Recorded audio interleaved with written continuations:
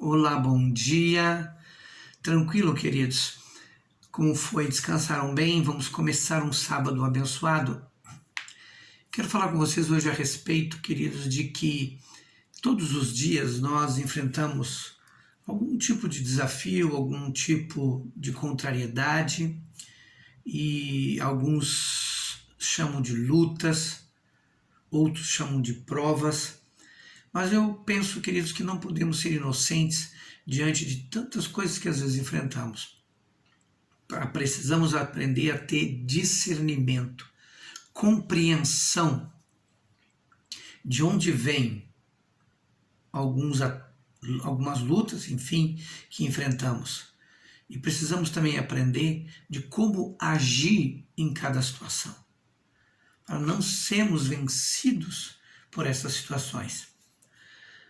Eu quero ler com vocês o que está escrito no livro de Hebreus, capítulo 11, verso 3, que nos diz: pela fé compreendemos que o universo foi criado por intermédio da palavra de Deus, que aquilo que pode ser visto foi produzido a partir daquilo que não se vê. Isto é, Deus é Espírito, queridos. Nós chamamos Deus daquele que é o Criador de todas as coisas. E Ele foi que trouxe à existência as coisas que não existiam no mundo físico e que hoje existem. Isso está escrito no livro de Romanos, capítulo 4, verso 17, quando Deus, na sua palavra, está falando a respeito de Abraão, ele diz o seguinte: como está escrito, eu o constituí pai de muitas nações. Ele é o nosso pai aos olhos de Deus, Abraão, em quem creu em Deus, o Deus da vida, e ele dá a vida aos mortos e chama à existência coisas que não existem, como se já existissem. Isso é um fato, esse texto está falando a respeito, queridos, por conta de que Abraão era velho, já não havia mais condições de fazer filhos, a sua mulher era estéril, existiam todas as impossibilidades. Mas Deus, no seu infinito amor, trouxe à existência um filho chamado Isaque e deu a eles. Portanto, é importante entendermos algumas coisas. Deus é Espírito, mas também é importante lembrar que no mundo espiritual também existe o maligno. E suas intenções conosco, queridos, são as piores possíveis deste mundo espiritual maligno. É importante separarmos Deus do mundo maligno. Existe esse mundo espiritual maligno e que continuamente busca interferir no nosso presente e, por consequência, no nosso destino. O que fazemos, queridos? Como reagirmos? Como nos protegermos? Como discernirmos o que vem de Deus, o que vem do inferno? O que é coisa nossa mesmo? Como discernirmos essas coisas? Porque por conta do discernimento vamos saber como agir, como nos proteger, como nos livrar de ataques malignos, de pensamentos malignos, de toda a forma de palavras malignas e muitas outras formas que o mundo espiritual maligno tenta nos atingir. Essa é a verdade. No livro de Efésios, queridos, capítulo 6, do versículo 10 a 13, nos diz o seguinte: no demais, meus irmãos, fortalecei-vos no Senhor e na força do seu poder. Revesti-vos, e aqui está a palavra-chave para hoje, de toda a armadura de Deus, para que possais estar firmes contra as astutas ciladas do diabo, porquanto não temos que lutar contra carne e sangue, mas sim contra principados, contra potestades, contra os príncipes das trevas deste mundo e deste século, contra as hostes espirituais da maldade nos lugares celestiais. Portanto, tomai toda a armadura de Deus, para que possais resistir no dia mau e, havendo feito tudo, ficar firmes. Pois é, meus queridos, o mundo maligno existe, mas Deus nos deu a capacidade de vencermos todo e qualquer ataque maligno, todo e qualquer mal. E eles vêm, queridos. Eles são diários, tentando nos desvirtuar do caminho que seguimos, nos desviar dos conceitos e dos princípios de Deus, trazendo para nós conceitos humanistas, muitas vezes humanizando mais as coisas e humanizando aquilo que é maligno, trazendo para as pessoas uma compreensão de que as coisas são naturais, as coisas são assim mesmo, não, como se o mundo espiritual maligno não existisse. E isso é uma coisa importante você saber, que a primeira mentira que o diabo aplica é que ele não existe. Segundo, queridos, que tudo que acontece é coisas da vida, é apenas erros dos homens. É bem verdade que os homens cometem erros, é bem verdade que os homens abrem precedentes para esse mundo maligno agir. E o que Deus quer nos orientar é que nós não venhamos dar oportunidade, que venhamos não dar ocasião para que o inimigo venha agir na nossa vida. A Bíblia vem cá dizer, não deis lugar ao diabo. Também diz no livro de Tiago, capítulo 4, versículo 7, que diz, sujeitai-vos a Deus, resisti ao diabo, e ele fugirá de vós. Como, de que forma vamos resistir ao diabo? Discernindo o que ele nos apresenta. E ele vem tentando se mostrar amigo, tentando trazer soluções para nós.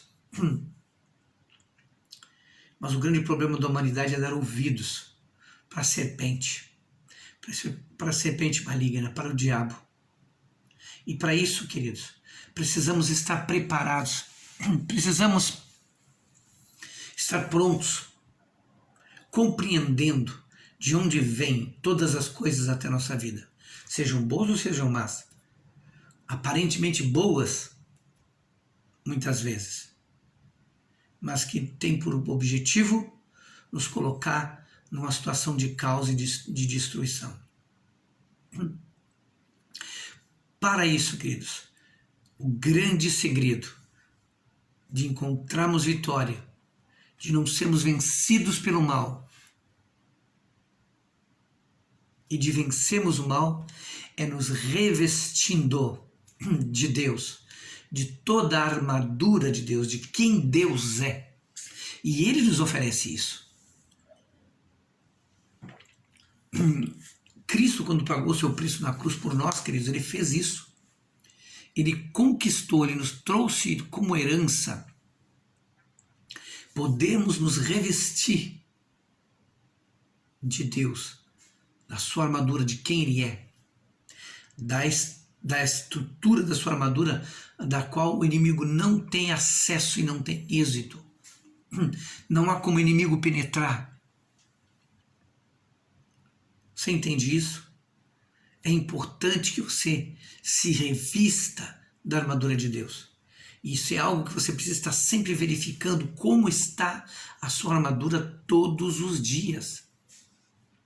Não há como você simplesmente achar que eu busquei estar dentro daquilo e me revestir de Deus, mas no outro dia simplesmente andar totalmente indiferente. E aí, queridos, nos tornando vulneráveis aos ataques do inimigo. Por isso, queridos, precisamos nos revestir da armadura de Deus. No capacete da salvação, que significa estarmos protegidos e guardados de que somente em Cristo temos vida, que fora dele não há salvação. Vestimos o cinturão da verdade, que é a palavra de Deus, que é seus mandamentos, que é seus ensinamentos, colocando sobre nós a couraça da justiça, que é a compreensão clara de que somos perdoados e justificados por Deus. Portanto, não podemos aceitar nenhum tipo de ataque, seja de qual forma for, pensamento, por palavras, de que somos indignos, porque fomos justificados pelo sangue de Jesus. Precisamos empunhar, sim, a espada do Espírito, que é a palavra de Deus. Essa palavra tanto nos cura interiormente, tanto nos limpa, quanto nos dá discernimento do que chega até nós. A palavra de Deus é usada pelo Espírito de Deus para que sejamos protegidos, guardados. Também usando o escudo da fé. Quanto mais você crê na palavra de Deus, nas promessas de Deus, naquilo que Deus e que Cristo conquistou por você, mais você estará protegido contra as astutas ciladas, contra as setas malignas que o inimigo lança para nos desestabilizar, para roubar nossa fé, para nos colocar numa condição, numa situação de incertezas, de dúvidas, nos tornando vulneráveis, imortais espiritualmente e emocionalmente falando. Para isso, meu querido, minha querida, você precisa se revestir. E uma das maneiras mais protetivas que tem, quando realmente você conhece a Cristo, é você vestir as sandálias do Evangelho da Paz. Por onde quer que você vá, você esteja falando desse amor, dessa salvação para aqueles que estão com você. Pois se as pessoas que você se relaciona ainda não têm uma vida com Cristo, é para estas das quais você deve falar do amor de Jesus. Não espere ter a triste notícia de que alguma delas partiu de alguma maneira e você que estava ali diante delas não apresentou a salvação de Deus a elas. Eu não estou dizendo que você é obrigado a fazer certas coisas. Mas, queridos, não compartilhar da salvação de Cristo para quem não tem e para quem nos relacionamos mais, e normalmente é quem nós amamos, com quem nos identificamos, fica complicado. Fica complicado crer que realmente você tem Cristo, que você entende a necessidade da salvação.